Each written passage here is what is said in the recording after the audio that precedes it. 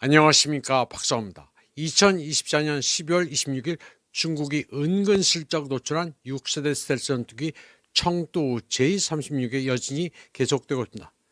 전 세계 미디어의 헤드라인을 순식간에 잠식하면서 항공, 군사 전문가들의 이목을 집중시켰습니다.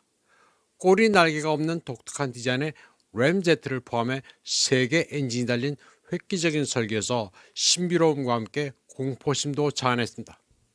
타이완의 쫑티엔 TV는 중국의 군사력 증강이 괄목하다고 보도했습니다.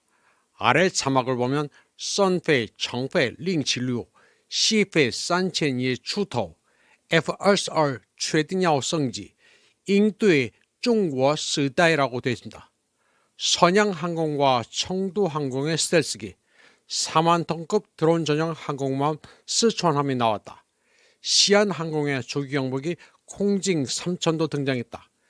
미국의 F-22도 업그레이드를 확장해 중국 무기의 세대 교체에 대응해야 한다고 되어 있습니다. 중국 방위산업의 획기적이고 비약적인 발전은 미국을 어리둥절케 하고 있습니다.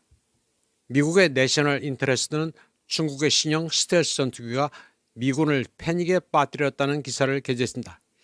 이 잡지의 고위 연구원 브랜든 J. 웨이처트는 미국이 중국과 군비 경쟁을 해서는 안 된다고 경고했습니다. 중국과 군비 경쟁을 했다가는 붕괴한 소련의 전철을 밟을 수 있다고 그는 말했습니다. 웨이처트는 중국이 J-36을 고의로 노출시킨 목적은 미국을 군비 경쟁에 끌어들여 거액을 투자해 6세대 전투기 개발을 하도록 유인하는 것이라고 분석했습니다. 중국이 6세대 스텔스기를 양산할지 어떨지 확실치도 않은 상황에서 미국이 여기에 말려드는 것은 함정에 빠지는 것이라고 그는 말했습니다. 미국을 군비 경쟁에 끌어들여 소모시키려는 것인데 지금 미국의 군사안보 값은 코스트 문제와 부패 문제, 가격 통제 불능이 심각해 미국 정부가 제대로 대처하기가 힘들 것이라고 말했습니다. 그러면서 미국이 6세대 전투기를 생산할 경우 대당 가격이 단가가 1억 달러인 F-35의 3배는 될 것이라고 진단했습니다. 그는 미국의 GDP에 거품이 많이 껴있는데 경제 발전에 치중하지 않고 중국과 군비 경쟁을 하게 되면 소련의 전철을 밟게 될 것이라고 경고했습니다. 사우스 차이나 모닝 포스트는 중국 과학자들이 메탈스톰이란 비밀 무기를 개발 중이라고 보도했습니다. 이 무기는 인류 역사상 가장 강력한 기관총으로 5개의 총열로 구성되어 있는데 총열 하나당 1분에 45만 발, 순식간에 수백만 발의 총알을 발사할 수 있다고 합니다. 또 총알의 비행 속도가 마하 7에 달하는데 분당 4,500발을 발사하는 미국의 펠랭스보다 위력이 훨씬 강력하다고 사우스 차이나 모닝 포스트는 전했습니다. 믿겨지지 않을 정도입니다. 다음 소식입니다. 타이완 쫑티엔 TV는 한국인들의 주말 상하이 여행이 폭발적이라고 보도했습니다. 따오추 또스 오빠, 스미다, 비자 면제로 중한 교류가 가속화되고 있다고 전했습니다. 오바는 한국어 오빠를 음역한 단어입니다. 스미다는 씁니다를 소리나는 대로 표기한 것입니다. 지난해 11월 8일 중국은 한국 등 9개국에 대해 보름 동안의 관광 비자 면제를 실시했습니다. 그 결과 상하이의 어떤 곳에서는 상하이 말보다 한국어 씁니다가 더 많이 들릴 정도라고 합니다. 상하이 신텐띠, 와이탄, 텐지팡, 똥팡민주, 상하이 황포구의 대한민국 임시정부 유적지는 한국 관광객으로 넘친다고 전했습니다.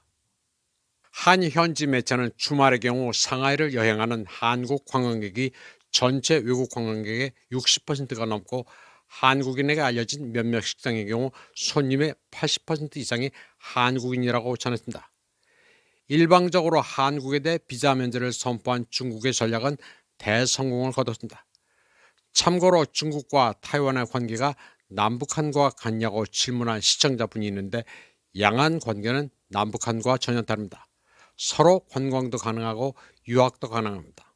사업도 합니다. 냉전 시대만 해도 이데올로기 차이가 있었지만 지금은 옅어졌습니다.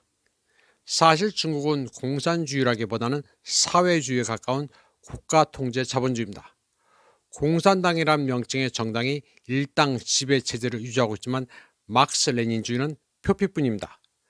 종종 시진핑이 모택동의 정신 운운하지만 이는 미국과 대결하면서 경각심을 불러일으킬 때 그렇습니다. 가령 알리바바 마윈의 경우 자본가이지 빨갱이가 아닙니다.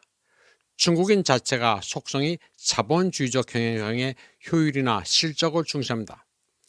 중국의 기업이나 업체는 직원을 극도로 쥐어짭니다.